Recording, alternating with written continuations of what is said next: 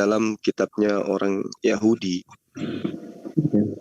Mazmur 964, Yeremia 32, nomor 18, Nehemia 4, 14, Nehemia 9, 32, Mazmur 964, Mazmur 1475. Di situ diterangkan bahwa Allah itu maha besar, atau di dalam bahasa Arab dikatakan Allahu Akbar. Nah, yang ingin saya tanyakan kepada Bapak terkait dengan apa yang kemudian menjadi tawaran kita untuk dibahas, yaitu tentang Jumat Agung. Kalau yang dikatakan Jumat Agung itu adalah kematian Yesus Kristus, maka muncul pertanyaan, Pak, apakah Yesus Kristus ini mati sebagai manusia atau dia itu mati sebagai Tuhan? Ini pertanyaan yang sederhana, tapi saya minta supaya Bapak mengurai tentang kematian Yesus ini. Dia matinya sebagai manusia atau matinya sebagai Tuhan? Yang mana tadi saya katakan bahwa Tuhan itu maha besar. Silakan. Ya, terima kasih untuk pertanyaannya. Yesus datang ke dunia ini dalam wujud manusia tulen. Jadi pasti yang mati adalah manusianya. Kalau dia datang sebagai wujud Tuhan, jangankan disalib, jangankan mati, ditangkap aja tidak mungkin. Ya, jadi Yesus datang khusus menjadi manusia. Karena yang berdosa adalah manusia, maka yang menebus harus manusia tulen yang sempurna tanpa dosa. Begitu Pak Suma. Iya, berarti yang dibunuh itu adalah manusia. Betul, manusia. Ya. Tuhan Yesus. Gimana? Ya. Lalu kemudian bagaimana dengan upah orang-orang yang membunuh manusia Yesus, Pak?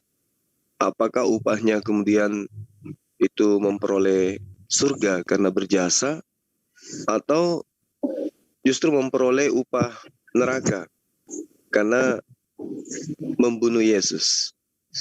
Di mana kita ketahui bahwa manfaat daripada pembunuhan terhadap Yesus itu menyelamatkan miliaran manusia yang percaya bahwa Yesus itu mati terkutuk di atas tiang salib karena menebus Kristen dari dosa-dosa Taurat, dari kutukan hukum Taurat. Itu gimana tuh Pak, menurut Bapak? Silakan. Terima kasih untuk pertanyaan kedua, bahwa semua yang dilakukan oleh Yudas, oleh iblis, pasukan Romawi, para imam besar, mereka tidak dapat upah apa-apa. Karena tujuan mereka itu berbeda-beda dan semuanya tujuannya untuk Yesus mati, kecuali untuk Yudas. Yudas tujuannya untuk mendapatkan 30 keping perak. Tapi setelah tahu bahwa gurunya itu ditangkap, disiksa, dia menyesal, dia akhirnya membuang uang itu, dia bunuh diri. Terus pasukan, kalau para imam, karena Yesus itu dituduh menghujat Allah. Ketika dia ditanya, apakah engkau anak Allah? Dia kata, engkau sudah berkata seperti itu. Dibenarkan oleh Yesus.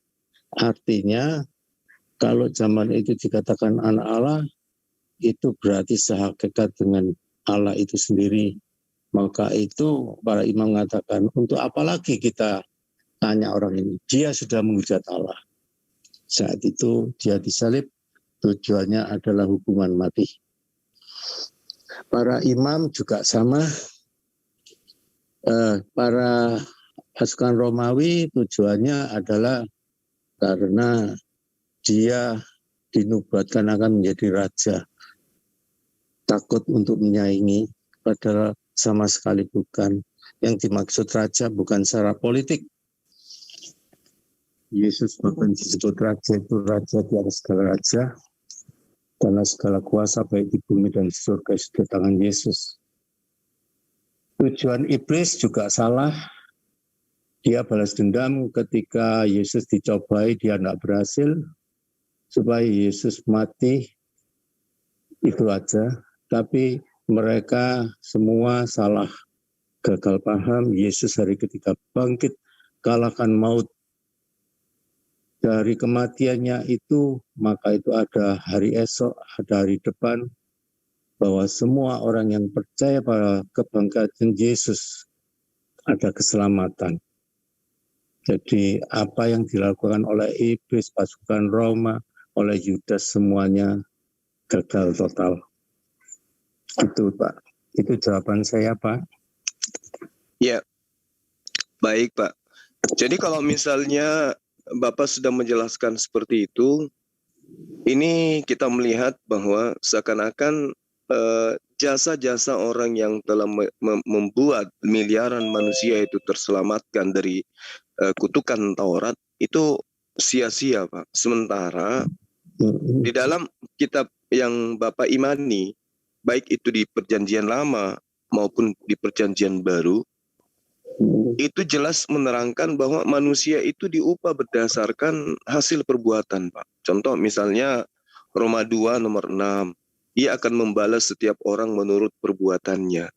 Nah, akibat dari perbuatan daripada orang-orang yang membunuh Tuhannya umat Kristen, itu melahirkan miliaran manusia yang kemudian terselamatkan, Pak, dari api neraka. Masa iya jasa mereka yang melakukan pembunuhan terhadap Yesus ini tidak dianggap? Sementara mereka lah yang kemudian mengeksekusi Yesus, sehingga hasil daripada itu menyelamatkan miliaran manusia, Pak.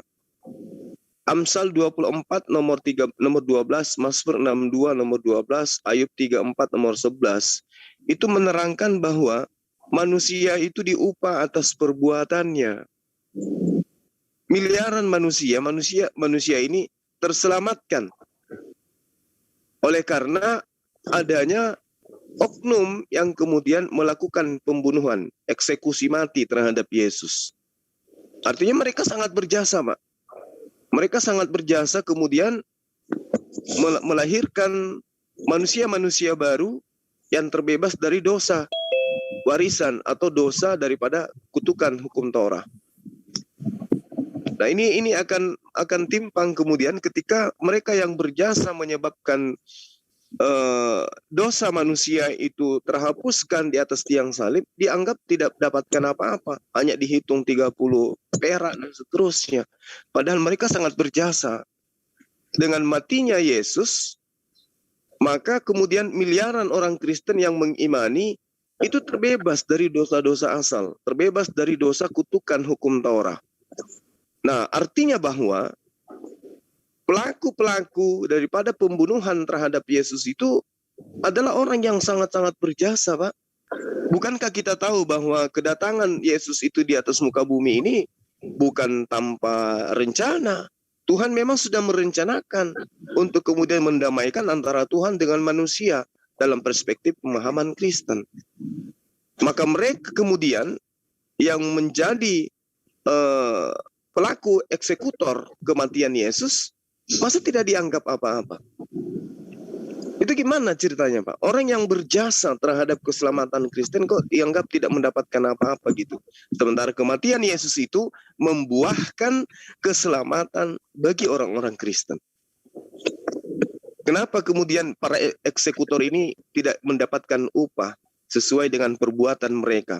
Sementara perbuatan mereka menyebabkan miliaran orang Kristen itu masuk ke surga, masuk ke dalam kerajaan Bapa dengan melenggang. Silakan Pak, ini yang ingin saya tahu. Oke, terima kasih. Dan yang ketiga, sebetulnya saya sudah jawab tentang jasa mereka itu sudah saya jawab satu persatu, tapi ditanyakan lagi. Yang pasti aku nggak mau jawab yang sudah ditanyakan dan sudah aku jawab. Sia-sia. Nanti kamu tanya lagi, ya. Yang Oke. Ya, sebentar. Iya, Saya iya. belum selesai. Yang kedua yang perlu saya jawab, Yesus waktu di kayu salib berkata, ampuni ya Bapa, karena mereka tidak tahu apa yang mereka berbuat. Artinya mereka itu gagal paham tentang kematian Yesus, dikira Yesus mati selesai. Mereka nggak paham bahwa Yesus bangkit itu justru mendatangkan keselamatan. Itu yang kedua. Yang ketiga, bahwa Yesus itu mati di salib itu ada ratusan nubuatan. Bukan satu dua, ratusan nubuatan. Contoh nubuatan yang perlu saya bacakan, beberapa ayat aja. Nubuatan salib di Mazmur 22 ayat 16, 18 dan 18. Sebab anjing-anjing mengerumuni aku, gerombolan penjahat mengepung aku, mereka menusuk tangan dan kakiku, segala tulang dapat kuhitung, mereka menonton, mereka memandang aku, mereka membabikan pakaianku di antara mereka dan mereka membuang undi atas jubahku. Ya, tangan dan kaki Yesus dipaku. Ini dikisahkan di kitab Mazmur. Mazmur tidak pernah, Mazmur Daud tidak pernah tangannya dipaku. Ya, pakaiannya tidak pernah diundi. Justru Yesus yang pakaiannya diundi. Ini sekarang penggenapannya. Sesudah prajurit-prajurit itu menyalibkan Yesus, mereka mengambil pakaiannya lalu membagikan menjadi 4 bagian untuk tiap-tiap prajurit 1 bagian. Dan jubahnya juga mereka ambil. Jubah itu tidak berjahit dari atas ke bawah, hanya 1 tenunan saja. Karena itu mereka berkata seorang kepada yang lain, janganlah kita membagikan menjadi berapa potong, tapi baiklah kita membuang undi untuk menentukan siapa yang mendapatkan. Demikianlah hendaknya supaya genaplah yang ada tertulis di kitab suci. Dan sudah dinubuatkan kan, mereka akhirnya membagi-bagikan pakaianku lewat undian, di antara mereka membuang undi atas jubahku. Hal itu telah dilakukan prajurit-prajurit itu. Jadi itu sudah dinubuatkan dan sudah digenapi. Ya, jadi intinya mereka itu semua mereka-merekakan yang jahat, tapi Tuhan mengubahkan semuanya itu sudah di dalam rancangan Allah. Jadi mereka itu sudah terperangkap dengan rancangan Allah untuk menyelamatkan umatnya dari dosa. Demikian Bang Suma jawaban saya. Baik. Jadi ketika Bapak kemudian membawa Mazmur 22 kitabnya orang Yahudi ya untuk kemudian mendudukkan Yesus yang Tuhannya orang Kristen. Saya rasa itu tidak ada yang mudah, tidak ada yang susah, Pak. Tinggal dicocok-cocokkan aja, Pak. Ya.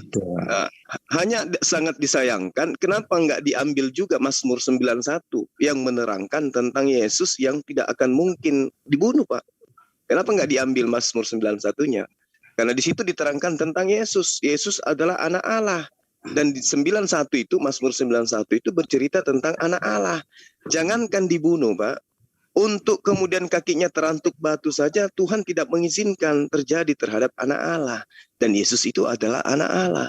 Makanya iblis ketika mencobai Yesus, dia katakan, ada tertulis bahwa dia akan mengutus malaikat-malaikatnya untuk menantang engkau di tangannya agar kakimu tidak terantuk kepada batu. Ternyata Mazmur 91 itu jelas nubuatan untuk Yesus. Tapi kenapa nggak diterima itu, Pak? Justru yang Mazmur 22 itu yang diambil. Kalau kita mau jujur-jujuran, Mazmur 22 itu menerangkan tentang oknum yang teriak siang dan malam, Pak, di atas tiang salib. Yesus nggak teriak-teriak, Pak, di atas tiang salib. Jadi bukan untuk Yesus itu Mazmur 22, tapi ya itu adalah hak teman-teman Kristen untuk mengambil kitabnya orang lain untuk mencocokkan kemudian apa yang ada di dalam iman mereka. Kita tinggal itu, Pak. Nah, kalau misalnya Bapak tadi mengatakan bahwa itu sudah dinubuatkan, berarti Tuhan sudah merencanakan adanya oknum-oknum yang akan terlibat di dalam pembunuhan terhadap Yesus.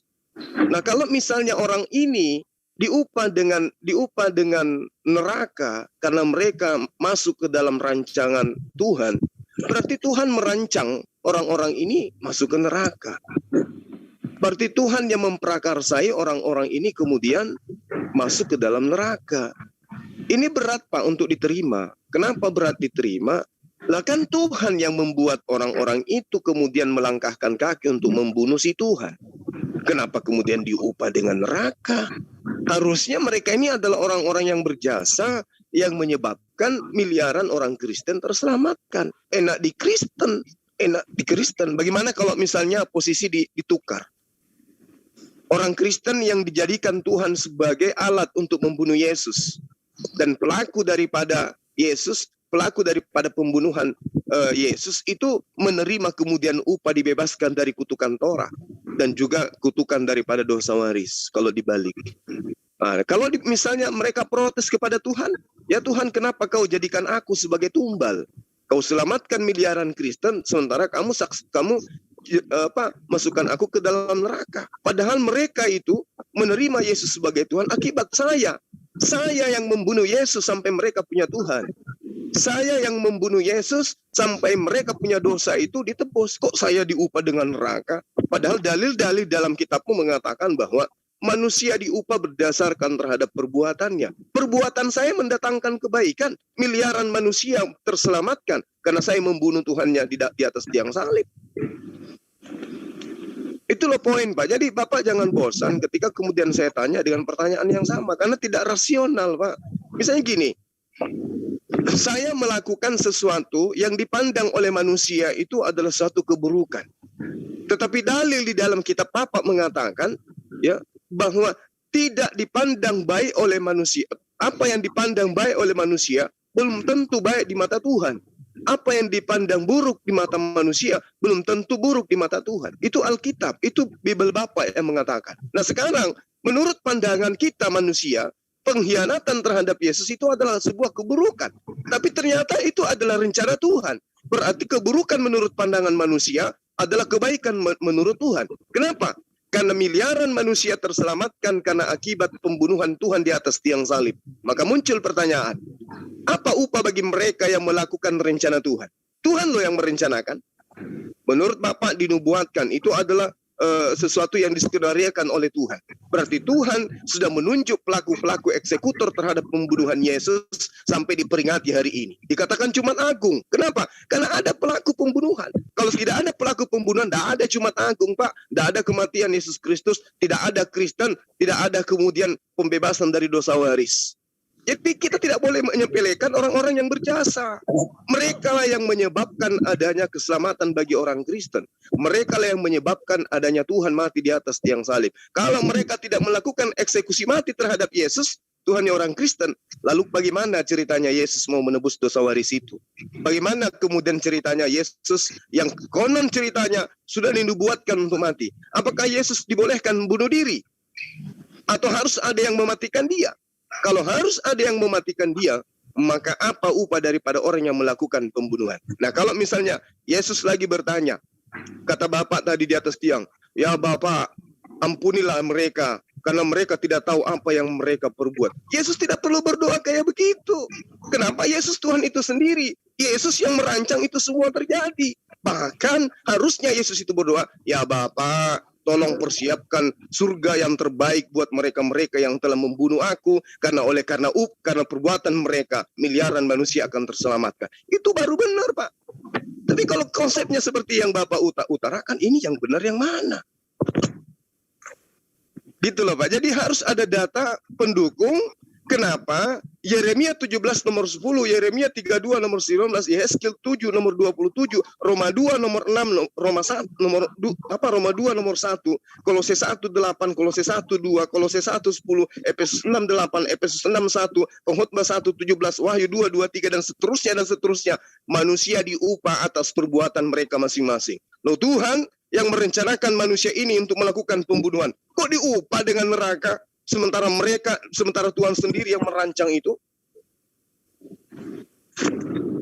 Coba Pak, Ya, Bapak adalah senior. Bapak tentu tahu bagaimana mencari Ya. solusi yang terbaik yang masuk akal. Silakan. Ya. Sebaiknya jangan panjang lebar, membingungkan, memuakkan. Iya. Ya, pasti Bapak muak, pasti Bapak bingung karena ini tabrakan dengan iman Bapak dengan kenyataan. Silakan. Tidak, karena apa yang sudah saya jawab mesti ditanyakan lagi. Harusnya yang lain gitulah, ya. Enggak Pak, ini kita harus mencerahkan Pak, bukan mengaburkan. Kita harus mencerahkan. Jadi kalau Bapak minta sebagai narasumber, ya Bapak harus menjelaskan, jangan mengaburkan. Silakan. Oke, jangan dipotong ya. Oke, saya jawab ya. Anda selalu mengatakan itu upah. Sudah saya jawab, upah itu tidak ada. Mereka gagal paham. Tidak ada seorang pun yang waktu itu menyalahkan Yesus itu tujuannya supaya Yesus mati nebus dosa. Tidak ada. Jadi tidak ada upah. Mereka salah paham, gagal paham. Yesus itu bangkit. Itu yang mereka nggak pernah tahu. Itu soal upah. Nah, terus sudah saya sebutkan, apakah mereka masuk neraka? Yang mengatakan masuk neraka ya siapa? Yesus sudah mengampuni dosa mereka bagi yang mau percaya. Ya nggak mau percaya nggak apa-apa. Ya tebus sendiri di neraka kan gitu aja kok repot gitu ya. Terus ini kan itu menurut semua menurut semua ini itu ayatnya semua banyak apa isinya ya nggak tahu, pokok disebut supaya kelihatannya waduh hafal Alkitab. Ya, sekarang ini yang saya sebut ini semua kata Yesus. Bukan kata Paulus yang kamu benci atau kata siapapun atau apa. Coba ya, saya baca. Matius 16:21.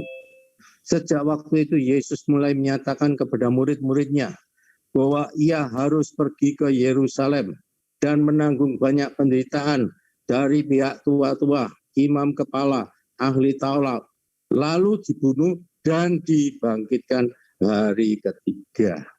Itu sudah dikatakan loh ini. Bahkan Petrus sendiri muridnya juga enggak paham. Dia mikir, waduh, enggak mungkin. Utusan Allah itu sampai disalib itu enggak mungkin. Yesus malah marah. Gitu ya. Terus kata Yesus yang kedua. Matius 26 ayat 28. Sebab inilah darahku, darah perjanjian yang ditumpahkan bagi banyak orang untuk pengampunan dosa. Jadi sebelum Yesus disalib, dia mengadakan perjamuan kudus, roti lambang tubuhnya, dan air anggur lambang darahnya yang tercurah. Itu kata Yesus juga. Kata Yesus di Lukas 23 ayat 46, lalu Yesus berseru dengan suara nyaring, ya Bapa, ke dalam tanganmu ku serahkan nyawaku. Dan sesudah berkata demikian, ia menyerahkan nyawa. Jelas ya, Yesus disalib, tidak diganti yang menyerupai. Kedua, bedanya kalau yang lain itu dicabut nyawanya, kalau Yesus menyerahkan nyawa pada Allah Bapa. Dan hari ketiga bangkit. Itu bedanya, ya. Kata Yesus lagi, Matius 20 ayat 28, sama seperti anak manusia, datang bukan untuk melayani, melainkan untuk melayani dan melainkan untuk memberikan nyawanya menjadi tebusan bagi banyak orang. Ini semua kata Yesus. Jadi tidak ada itu diganti yang menyerupai. Ya, yang dikatakan yang menyerupai katanya Yudas itu di tempat yang berbeda. Dia bunuh diri, yang satunya disalib. Jadi semua ada bukti-bukti fakta bahwa Yesus itu mati dan bangkit. Ya, itu aja dulu. Terima kasih. Halo. Iya, makasih Pak, makasih atas paparannya. Ya, cuman lagi-lagi yang kita bahas ini adalah orang-orang yang menangis di atas tertawanya teman-teman Kristen. Orang-orang yang kemudian tidak diketahui rimbanya seperti apa kemudian nasibnya. Bahkan didoakan kemudian dikarenakan karena mereka tidak tahu apa-apa. Padahal yang terjadi adalah janji Tuhan di dalam kitabnya, teman-teman Kristen, terhadap orang-orang yang melakukan sesuatu yang bermanfaat bagi orang lain, itu upahnya akan diterima kelak. Jadi manusia diupah berdasarkan atas perbuatan mereka masing-masing. Tapi ternyata hal ini kemudian tidak dianggap, bahkan upahnya itu tidak jelas. Sementara dalil di dalam kitab Bapa itu menerangkan bahwa manusia akan diupah berdasarkan atas perbuatan mereka. Nah, kalau kemudian Anda larinya kepada orang yang diserupakan, ya Bapak harus tahu bahwa di dalam pengajaran Yesus kepada Bani Israel, murid-muridnya yang asli, bukan kepada Kristen, orang-orang Indonesia, bukan. Tapi kepada Bani Israel, itu Yesus diterangkan di dalam Mazmur 91 seperti yang Bapak ambil tadi di 22, saya pun ngambil di 91. Itu Yesus dinubuatkan tidak akan kena musibah, tidak akan pernah kena dia sesuatu yang bisa mencelakai dirinya. Lalu kemudian Yesus itu juga berdoa kepada Tuhan agar diselamatkan. Di dalam Ibrani 5 nomor 7, jelas di situ tertulis bahwa sebagai manusia, dia memanjatkan doa kepada Tuhannya agar diselamatkan dari maut, dan karena kesalehannya, doanya dikabulkan, doanya diterima. Berarti Yesus tidak disalib, karena doanya diterima. Lalu kemudian ketika Bapak mengatakan, Yesus itu sudah dinubuatkan untuk mati disalib, berarti Tuhan sudah merencanakan adanya orang-orang yang terlibat di dalam proses pembunuhan. Berarti upahnya harus jelas ini. Orang ini harus mendapatkan tempat yang paling tertinggi di antara semua tempat yang ada di surga. Surganya Kristen maksud saya. Karena mereka lah yang berjasa menyebabkan teman-teman Kristen ini terbebaskan dari dosa. Kalau misalnya Bapak mengatakan karena mereka tidak tahu apa-apa, mereka salah paham, mereka salah kaprah dan seterusnya. Betul, mereka salah paham, betul. Tapi bagaimana dengan Tuhan? Bagaimana dengan Bapak yang sudah mempersiapkan itu? Kan tidak mungkin Bapak itu salah paham. Tidak mungkin Bapak itu salah kaprah. Karena dia adalah Tuhan perancang. Dia yang merancang semua itu terjadi. Berarti Tuhan tidak bisa kemudian menyepelekan apa yang mereka lakukan. Karena datanya jelas. Saya bukan mengada-ngada, Pak. Datanya jelas. Amalan, perbuatan orang itu akan diupah berdasarkan dengan pekerjaan yang mereka lakukan. Nah, kalau dikatakan mereka kan melakukan pembunuhan, tapi kan pembunuhan itu atas dasar aturan, atas dasar cerita yang sudah disusun sebelumnya. Bahwa Yesus sebelum datang itu sudah direncanakan untuk mati di atas tiang salib. Proses daripada perencanaan itu melibatkan para eksekutor. Ketika para eksekutor itu sudah disiapkan, tentu ada upah yang membuat mereka senang. Bukan malah didoakan karena mereka tidak tahu. Artinya Yesus pun ikut tidak tahu kalau ternyata mereka yang melakukan pembunuhan itu adalah orang-orang yang sudah ditunjuk untuk melakukan eksekutor kematiannya dia. Malah Yesus tidak tahu, malah dia pergi mendoakan. Padahal konon katanya dia itu adalah Tuhan itu sendiri. Ngapain didoakan? Bukankah itu adalah rancanganmu? Jika kamu itu adalah Tuhan itu sendiri. Jadi dalam hal ini, Yudas tidak bersalah. Orang-orang yang mengeksekusi daripada Yesus itu juga tidak bersalah. Mereka hanya sebagai oknum yang digunakan oleh Tuhan untuk kemudian melakukan apa yang menjadi nubuatan Tuhan datang mati dibunuh oleh manusia. Dibunuh oleh ciptaannya sendiri. Jadi kalau misalnya dikatakan mereka itu tidak tahu, mereka itu melakukan dosa, mereka itu begini dan seterusnya, mereka salah paham. Sebenarnya yang salah paham ini siapa? Di dalam kitab Bapa sudah merencanakan, sudah dinubuatkan, Yesus datang mati, bangkit di hari ketiga untuk membebaskan orang Kristen dari kutukan dosa Torah, untuk membebaskan dosa dari Kristen dari dosa waris. Berarti semua sudah dirancang. Semua sudah ditentukan, pelakunya siapa, kejadiannya kapan, harinya mana, dan tempatnya di mana, dan seterusnya. Itu sudah dirancang Tuhan. Berarti tidak bisa kemudian jasa-jasa pelaku pembunuhan ini dianggap sepele. Harusnya mereka ditempatkan paling tertinggi di kerajaan Tuhan. Karena sebab dialah kemudian sebagai pelaku eksekutor sampai Kristen miliaran mendapatkan keselamatan dan mereka memperingati Jumat Agung. Sekiranya pelaku-pelaku pembunuhan terhadap Yesus itu tidak melakukan sesuai dengan apa yang direncanakan oleh Tuhan, apakah mungkin kemudian ada peringatan Jumat Agung seperti hari ini? Coba Pak. Sekiranya mereka akan diupah oleh neraka, sekiranya mereka hanya diupah dengan bunuh diri, mau tidak mereka itu menjadi eksekutor? Nggak mau. Lah, kalau mereka nggak mau, lalu siapa yang mau menjadi tumbal, membunuh Tuhan, supaya Kristen mendapatkan keselamatan? Misalnya Bapak nih, hidup pada masa itu, Bapak ditawarkan, wahai Pak Wirianto, mau ndak kamu menjadi eksekutor pembunuhan terhadap Tuhan? Apa upahnya? Kamu bunuh diri nantinya dengan 50 keping perak. Mau ndak? Bapak pasti nggak mau. Semua orang pasti nggak mau. Lalu siapa yang menjadi eksekutor Tuhan? Kalau begitu, apakah Tuhan harus bunuh diri? Karena nggak ada yang mau celaka. Enak aja, situ yang dapat surga, saya yang membunuh, saya yang dapat neraka. Enak aja, saya nggak mau. Kaulah yang membunuh Tuhan. Biar aku menunggu aja upah keselamatan. Mesti begitu ceritanya, Pak. Karena itulah kemudian, kalau Bapak muak dengan penjelasan saya, itu karena tabrakan antara iman dengan akal Bapak. Itu saya pastikan.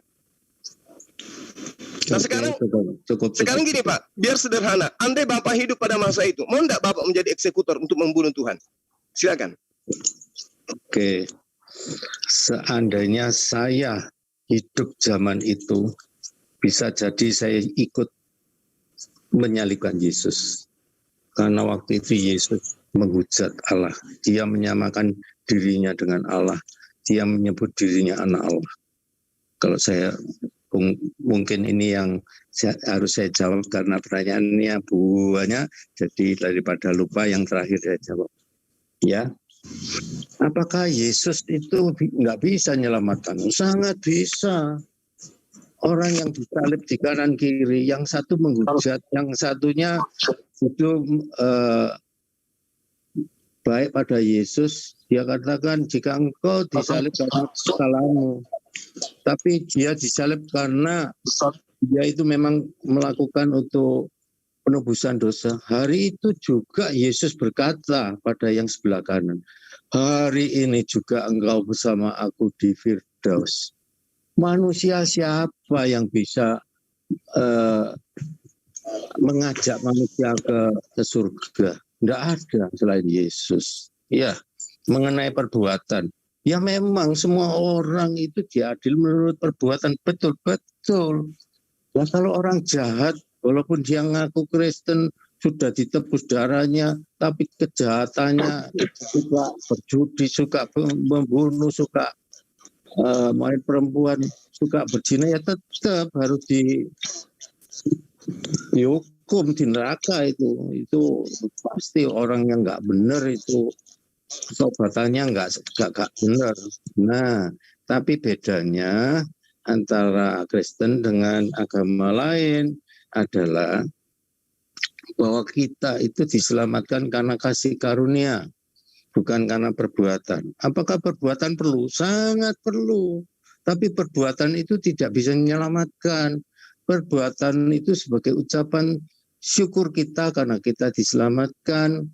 Perbuatan baik itu harus kita lakukan sebagai ucapan syukur, sebagai bukti iman bahwa kita sudah diselamatkan. Itu yang membedakan, ya.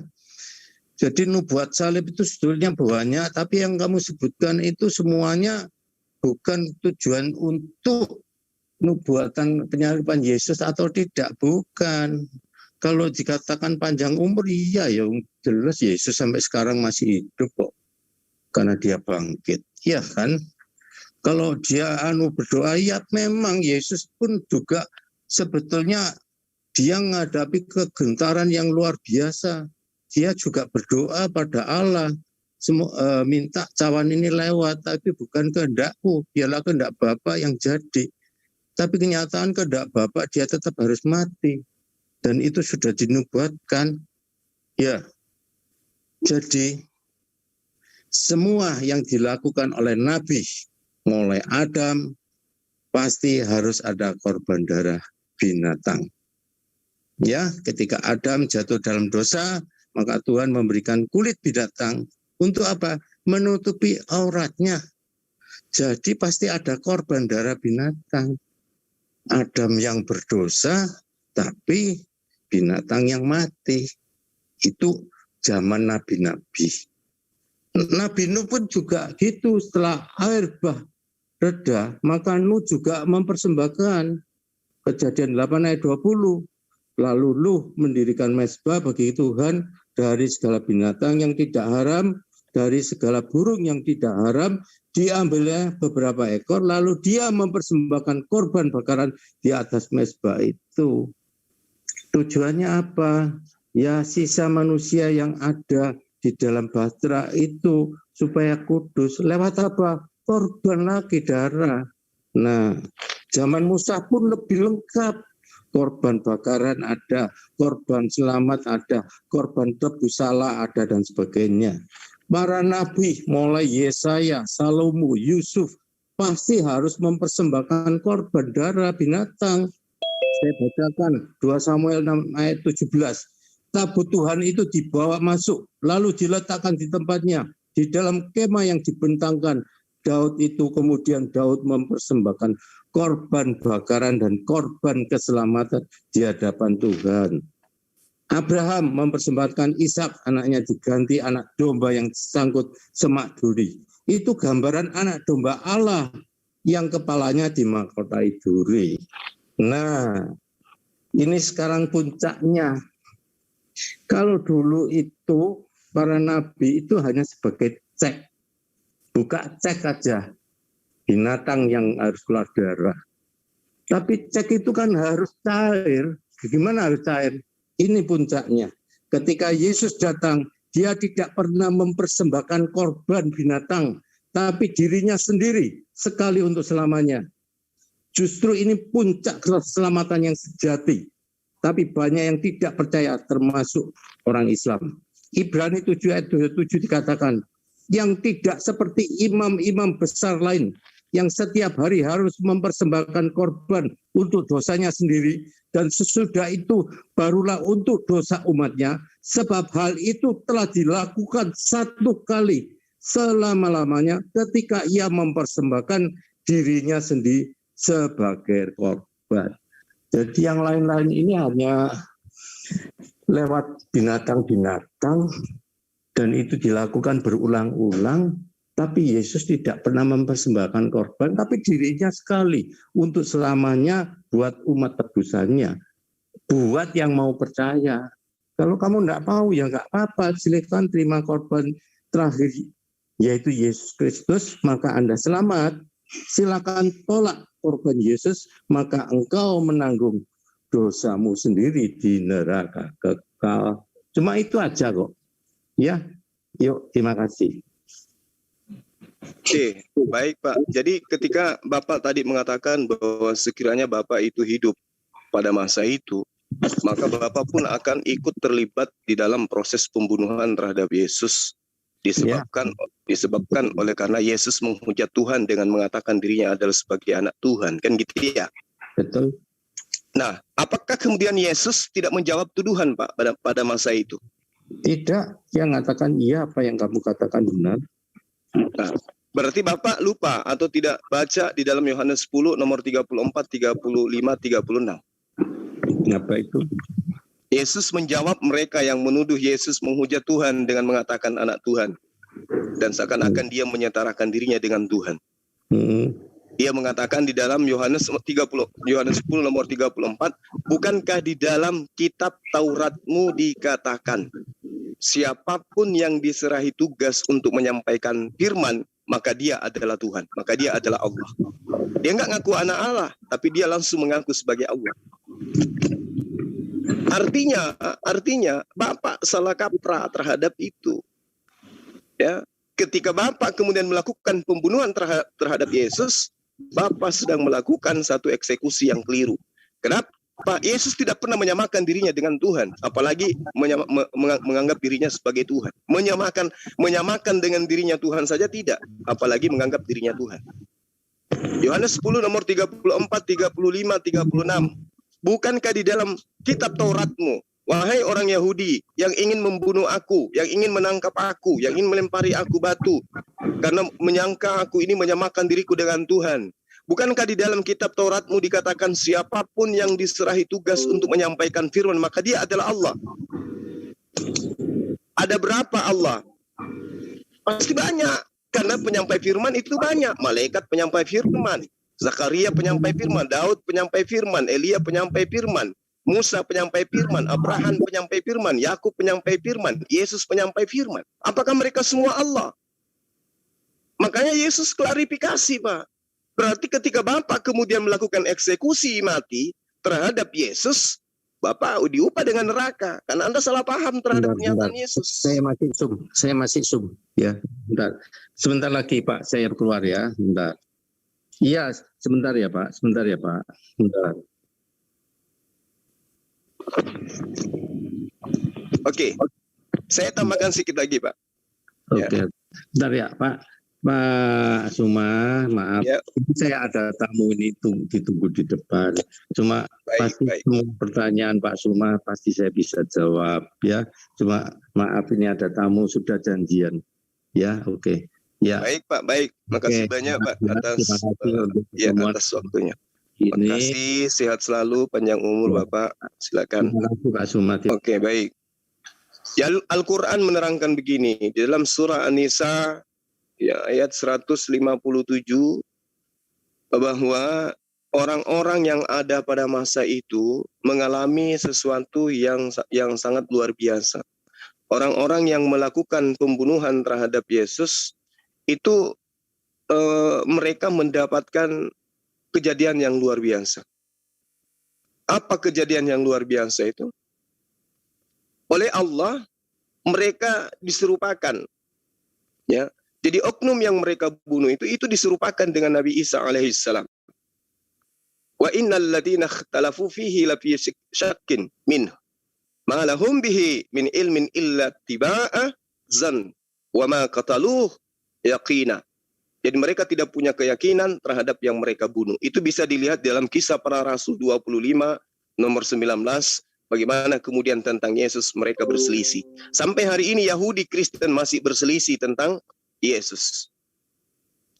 Makanya orang Yahudi dan orang Kristen yang sejatinya satu ajaran, satu agama, satu konsep di dalam bertuhan, ya, itu berbeda. Kenapa? Mereka berselisih. Jadi apa yang diterangkan Al-Quran 1400 tahun silam itu betul adanya. Kemudian, ketika Al-Quran menerangkan bahwa diserupakan orang itu bagi mereka pelaku-pelaku pembunuhan, penyerupaan wajah orang lain menjadi Yesus sehingga proses penyaliban menjadi salah satu kondisi di mana ini adalah penangkapan atau pembunuhan yang salah alamat. Itu juga didukung oleh Bible yang menyebutkan bahwa penangkapan dilakukan pada waktu yang gelap. Boleh kita lihat di dalam Yohanes 18 nomor 3. Maka Yudas pergi ke tempat itu dengan membawa sepasukan tentara Romawi dan beberapa pengawal rumah Tuhan yang disuruh oleh imam-imam kepala dan orang-orang Farisi. Mereka membawa senjata, lentera dan obor. Berarti penangkapan terjadi pada masa malam, gelap.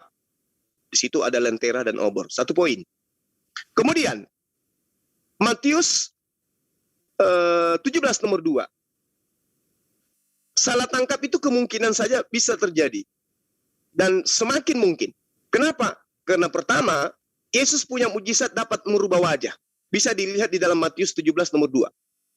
Terlebih lagi, para tentara yang melakukan penangkapan terhadap Yesus, tidak ada satupun di antara mereka yang mengenal wajah Yesus. Sehingga mereka harus menyewa Yudas untuk menunjukkan siapa Yesus dengan upah 30 keping uang perak. Bisa dilihat dalam Matius 26 nomor 15. Jadi penyelamatan terhadap Nabi Isa alaihissalam dari penyaliban itu adalah tindakan yang sangat tepat dan terhormat. Ya, bukankah Bible sendiri mengakui bahwa orang yang mati di tiang salib adalah manusia terkutuk? Galatia 3 nomor 13. Sebab ada tertulis terkutuklah orang yang digantung pada kayu salib. Sehingga pernyataan Al-Quran bahwa orang-orang berselisih paham dan ragu-ragu tentang pembunuhan Nabi Isa adalah kebenaran yang tidak dapat disangkal. Buktinya, laporan penyaliban dalam Bible penuh kontradiktif dan keraguan. Misalnya, pada waktu penyaliban, menurut Markus, di dalam poin 15 nomor 25, Yesus disalib pada jam 9. Sementara menurut Yohanes 19 nomor 14, itu disalibnya pada jam 12. Yesus masih ada, Yesus belum disalib pada masa itu. Jam 12 siang, Yesus belum disalib. Menurut Yohanes 19 nomor 14. Menurut Markus 15 nomor 25, Yesus disalib bahkan dari jam 9 pagi. Lalu kemudian, dua gospel lain, Matius dan Lukas, itu alpa. Dia tidak menceritakan, dia tidak menulis kejadian yang sangat luar biasa itu. Kemana Lukas? Kemana Matius? Kenapa nggak mencatat kejadian luar biasa itu? Kalau itu memang betul terjadi, maka keempat penulis kitab ini akan menuliskan kejadian yang luar biasa ini. Buktinya, Lukas, Matius menceritakan tentang kelahiran Yesus. Tapi kenapa kemudian tentang penangkapan, penyaliban Yesus mereka lupa untuk menuliskan? Inilah yang diterangkan oleh Al-Quran, mereka berselisih paham tentang itu. Jadi kontradiksi penyaliban Yesus itu masih banyak. Ya, banyak kontradiksi yang bisa kita bisa kupas di dalam buku-buku sejarah yang para ilmuwan yang bagaimana mereka kemudian menceritakan tentang dokumen-dokumen yang menceritakan tentang penyaliban yang terjadi satu oknum pada masa itu. Nah, kemudian kesaksian Bible tentang penyaliban itu diragukan. Jadi ketika Al-Quran mengatakan mereka berselisih paham, itu tidak bisa dipungkiri. Pernyataan ini, ya pernyataan yang saya terangkan ini, itu karena para murid Yesus bukanlah saksi mata penyaliban. Terbukti menurut Bible itu sendiri. Ketika Yesus dibekuk tentara kafir, orang-orang Yahudi dan orang-orang Romawi pada masa itu, semua muridnya lari meninggalkan Yesus. Itu bisa dilihat di Markus 14, nomor 46 sampai nomor 50. Nah, ketika dihadapkan kemudian Yesus di pengadilan, Yesus sangat membutuhkan pembelaan pada para muridnya. Tetapi semua murid Yesus tak satu pun yang melakukan pembelaan. Bahkan Petrus di dalam Markus 14 nomor 68 sampai 71, Petrus ini murid kesayangan Yesus justru menyangkal dan mengaku tidak kenal dengan Yesus. Jadi penulis keempat Bible tidak satu pun yang menyaksikan peristiwa dengan mata kepalanya sendiri. Markus, Matius, Yohanes, bahkan Paulus itu tidak menjadi saksi penyaliban. Gak ada itu.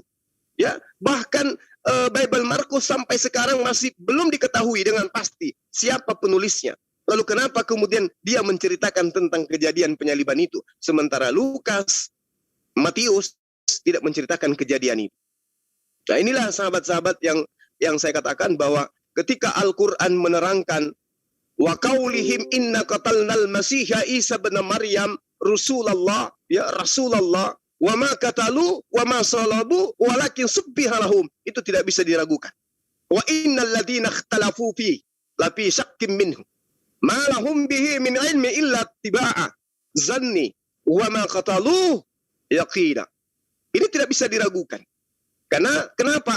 Pelaku daripada penyaliban pada masa itu adalah orang-orang Yahudi yang melaporkan, eksekutornya adalah tentara Romawi. Sampai hari ini antara Yahudi dan Romawi itu berselisih, tidak ada kesepakatan, kesepahaman dalam keyakinan keagamaan tentang Yesus.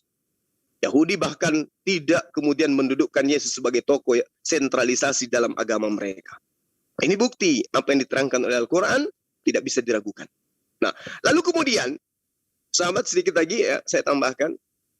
Ya, karena ini bermula daripada tantangan daripada saudara kita tadi, Bapak ini ingin ditanyai tentang Jumat Agung. Saya tadinya milih, apakah Islam, Yahudi, Kristen itu menyembah kepada Tuhan yang sama. Tapi dia mau ditanyai tentang Jumat Agung, tentang kematian Tuhannya dia. Makanya saya ngulas ini.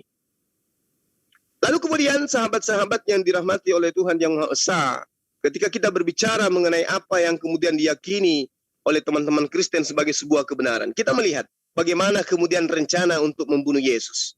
Kita mulai dari Matius 26, nomor 1, nomor 2, nomor 3, nomor 4. Nomor 14, nomor 15 dari Matius 6 ini. Matius 26 ini. Setelah Yesus selesai dengan segala pengajarannya itu, berkatalah ia kepada murid-muridnya, kamu tahu bahwa 2 hari lagi akan dirayakan Paskah, maka anak manusia akan diserahkan untuk disalibkan. Pada waktu itu berkumpul imam-imam kepala dan tua-tua bangsa Yahudi di istana imam besar yang bernama Kayafas. Kemudian mereka merunding untuk berencana untuk menangkap Yesus dengan tipu muslihat dan untuk membunuh dia. Lalu kemudian di nomor 14-nya diterangkan, kemudian pergilah seorang dari ke-12 murid itu yang bernama Yudas Iskariot kepada imam-imam kepala. Nomor 15-nya, Yudas berkata, apa yang hendak kamu berikan kepadaku? Mereka berkata kepada Yudas, apa yang hendak kamu berikan kepadaku? Kata Yudas, supaya aku menyerahkan Yesus kepada kamu. Mereka membayar 30 uang perak kepadanya. Lalu di nomor 16-nya, mulai saat itu ia mencari kesempatan yang baik untuk menyerahkan Yesus. Ini Yudas. Berarti Yudas ini harus mendapatkan upah yang luar biasa. Karena berkat dia, kemudian miliaran orang Kristen mendapatkan keselamatan oleh karena pengkhianatannya dia terhadap Yesus. Lalu kemudian, proses berlanjut di Matius 26. Lalu katanya kepada mereka, ini Yesus yang berkata kepada murid-muridnya, hatiku sangat sedih, seperti mau mati rasanya. Tinggallah di sini dan berjaga-jagalah dengan aku. Ini pernyataan oknum yang tidak siap dibunuh. Orang yang tidak ikhlas dibunuh ini. Yesus sedih. Kenapa dia sedih? Bukankah Yesus itu harusnya dihukum salib? Harusnya dia gembira. Tapi kok dia sedih? Lalu katanya kepada mereka, hatiku sangat sedih, seperti mau mati rasanya. Tinggallah di sini dan berjaga-jagalah dengan aku. Lalu kemudian tidak sampai di situ kronologinya. Yesus kemudian ibadah. Yesus berdoa. Yesus sujud dengan bersungguh-sungguh. Dengan berpeluh dia berdoa kepada Tuhannya. Ya Bapakku, jikalau sekiranya mungkin, biarlah cawan ini berlalu daripada aku. Tetapi janganlah seperti yang ku kehendaki, melainkan seperti yang engkau kehendaki. Setelah itu, Yesus kembali kepada murid-muridnya dan mendapati mereka sedang tidur. Apa yang Yesus lakukan ketika menemukan murid-muridnya sedang tidur? Sementara Yesus tadinya mengatakan, tinggallah di sini, berjaga-jagalah denganku. Lalu kemudian Yesus berdoa, sujud, mengenakkan tangan ke langit, meminta doa untuk diselamatkan dari kematian. Lalu kemudian ketika dia balik ke tempatnya menemukan murid-muridnya yang diminta untuk berjaga-jaga, ternyata muridnya ketiduran. Lalu apa kata Yesus ketika melihat muridnya ketiduran? Ya, dia berkata kepada Petrus, tidakkah kamu sanggup berjaga-jaga 1 jam aja? 1 jam aja. Berjaga-jagalah denganku, wahai Petrus. Berjaga-jagalah dan berdoalah supaya kamu jangan jatuh ke dalam percobaan. Roh memang penurut, tetapi daging lemah. Yesus memohon kepada murid-muridnya agar berjaga-jaga. Berjaga-jaga dari apa? Dari serangan tentara yang ingin menangkap dia. Ya, ini Yesus sedang bersedih, ini Yesus sedang berdoa. Bukannya dia bangga, bukannya dia senang. Seperti apa yang kemudian membahagiakan teman Kristen hari ini. Yesus kepada muridnya, memohon-mohon kepada muridnya agar berjaga-jaga. Lalu kemudian Yesus ya di dalam data selanjutnya di Matius 26 ini, kita ambil satu perikop ya kawan-kawan, supaya kita tidak dianggap sebagai sesuatu yang membual ya. Di nomor 47, waktu Yesus masih berbicara, lalu kemudian datanglah Yudas. Jadi ini gelap gulita datang Yudas, salah seorang dari ke-12 murid, dan bersama-sama serombongan besar orang yang membawa pedang dan pentung. Wah, ini Tuhan ingin dipentung ini, dibawakan pedang. Disuruh oleh imam-imam kepala dan tua-tua bangsa Yahudi. Orang-orang yang menyerahkan Yesus telah memberitahukan tanda ini kepada mereka. Orang yang akan kucium, itulah dia, tangkaplah dia, kata Yudas kepada tentara Romawi. Di data nomor 49, dan segera ia maju mendapatkan Yesus dan berkata, salam Rabi. Lalu Yudas mencium Yesus. Tetapi Yesus berkata kepadanya, hai friend, hai teman, untuk itukah engkau datang? Maka majulah mereka memegang Yesus dan menangkapnya. Mengapa harus ditangkap? Kenapa harus ada penangkapan? Ayo, Harusnya ketika penyaliban itu adalah sesuatu poin terpenting dalam kehidupan manusia, siang hari Yesus mengarahkan orang-orang Yahudi mempersiapkan apapun yang terkait dengan penyaliban dirinya. Gak ada proses penangkapan, gak ada. Justru Yesus lah yang harus membuat salib karena bapaknya tukang kayu. Harus. Tiap hari harus dia menyiapkan untuk salibnya. Tempat dia disalibkan, tak perlu ditangkap. Harus diupacarakan harusnya. Diupacarakan penyaliban itu. Bukan dipertontonkan layaknya menangkap teroris. Bukan. Lalu kemudian kita lari kepada Matius 27. Ketika Yesus disalibkan. Mulai dari jam 12 kegelapan meliputi seluruh daerah itu sampai jam 3. Lalu di nomor 46, kira-kira jam 3, berserulah Yesus dengan suara nyaring. Eli, Eli, lama sabachthani.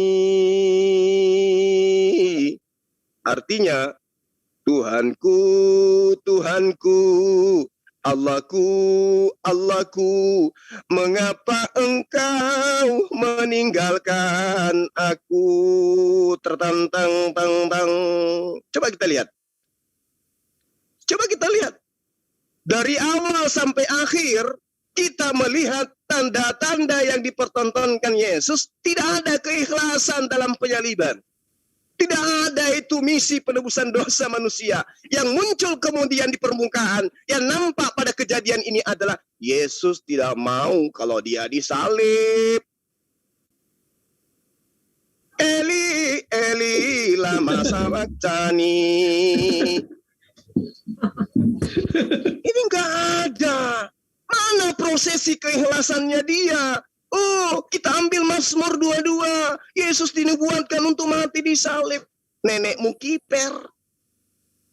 Kalau Yesus itu dinubuatkan, Yesus yang lebih tahu. Kalau dia dinubuatkan mati di salib, Yesus lebih paham. Maka isi ajarannya kemudian adalah, wahai Bani Israel, aku inilah Bapa yang datang untuk mati di salib, untuk menebus dosa-dosa kalian. Siapkan ini, siapkan itu, siapkan ini, siapkan itu. Bikin upacara, ayo kita pesta. Tuhan mau disalib dan akan bangkit pada hari ketiga. Buktinya ketika Yesus dikatakan bangkit pada hari ketiga, sang murid ketakutan mengira yang muncul ini hantu.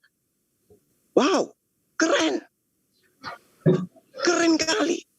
Jika memang Yesus itu mau disalib untuk menebus dosa manusia, lantas mengapa mereka harus bersekongkol menangkap Yesus? Siapa sebenarnya yang menginginkan Yesus disalib? Yesus atau orang-orang yang menginginkan ajaran penjajah Romawi itu tergenapin di dalam kehidupan mereka dengan mengambil Yesus sebagai tumbal. Mengapa Yesus sedih? Mengapa Yesus berdoa serta meminta muridnya untuk berjaga-jaga? Mengapa Yesus repot-repot melakukan hal tersebut? Bukankah dia diutus untuk menebus dosa manusia? Mengapa? Mengapa? Oh, mengapa? Mengapa Yesus harus bersedih? Tak perlu dia berdoa. Tidak perlu dia memohon untuk berjaga-jaga muridnya. Tak perlu.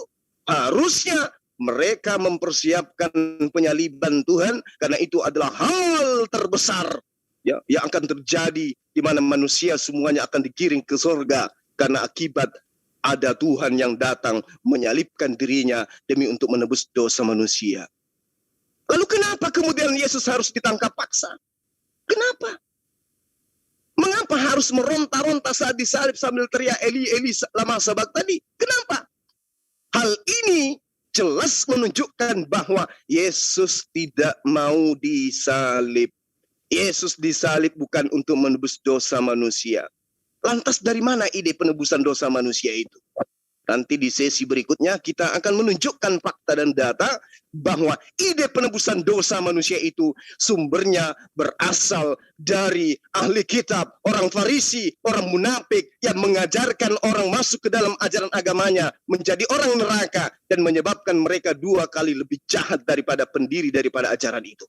Paulus jemaat Galatia.